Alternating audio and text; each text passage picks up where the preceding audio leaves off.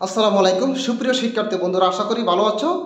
এই বছর যারা জাতীয় বিশ্ববিদ্যালয়ে ভর্তি পরীক্ষা দেওয়ার জন্য প্রস্তুতি নিচ্ছ, তোমাদের ইংলিশের সিলেবাস নিয়ে আজকে আমি তোমাদের সামনে হাজির হয়েছি।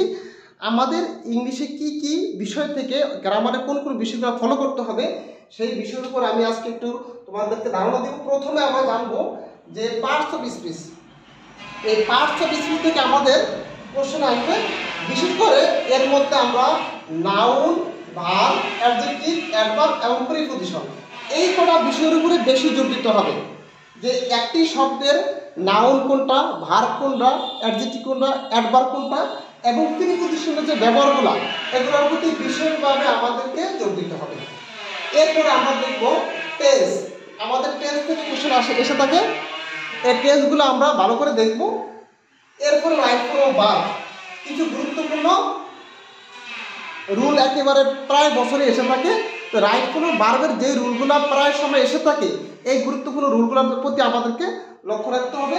এরপরে সাবজেক্ট ভার্ব এগ্রিমেন্ট, আমরা এই সাবজেক্ট ভার্ব কোন সাবজেক্টের সাথে কোন ভার্ব বসবে, এই যে সাবজেক্ট ভার্ব এগ্রিমেন্ট এটা আমরা দেখব। এরপরে আমরা দেখব আর্টিকেল।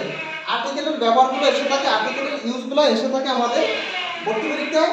এরপরে আমরা দেখব কন্ডিশনাল সেন্টেন্স। তারপর আমরা ভয়েস করব, ভয়েস থেকেও কোশ্চেন এসে থাকে। তারপরে আমরা ন্যারেশন বিষয়টা দেখব। আমাদের বিগত সালের কোশ্চেনগুলো আমরা অ্যানালাইসিস করে আমরা দেখেছি যে সেখানে কারেকশন এসেছে, সিনোনিম অ্যান্টোনিম এসেছে, স্পেলিং বানান আমাদের এসেছে এবং গ্রুপ বার। আমরা এই গ্রুপ বারগুলো পড়ব, সাথে ফ্রেজ এর ইডিয়মস। এই কিছু কমন ফ্রেজের ইডিয়ম, হাজার হাজার ফ্রেজের ইডিয়ম আছে, এর মধ্যে কমন কিছু গুরুত্বপূর্ণ বিগত বিভিন্ন বছর এসেছে, এই কমনগুলো আমরা বেছে বেছে একটু আমরা পড়ব। তারপর ট্রান্সলেশন আমরা দেখব। তবে কমন প্রবাদ, কিছু কমন প্রবাদ প্রায় সময় এসে থাকে। সেই সাথে আমরা ফলো করব পার্টিসিপল, জেরান্ড এবং ইনফিনিটিভ। এই পার্টিসিপল, জেরান্ড এবং ইনফিনিটিভ এগুলো আমরা আইডেন্টিফাই করার চেষ্টা করব।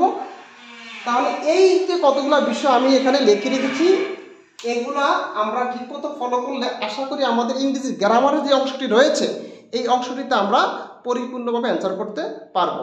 তো এর পরবর্তীতে আমি ধীরে ধীরে আমাদের ধারাবাহিকভাবে প্রত্যেকটা বিষয়ের উপর আমি আলোচনা করব। তো আমাদের সাথে থাকার জন্য সবাইকে ধন্যবাদ।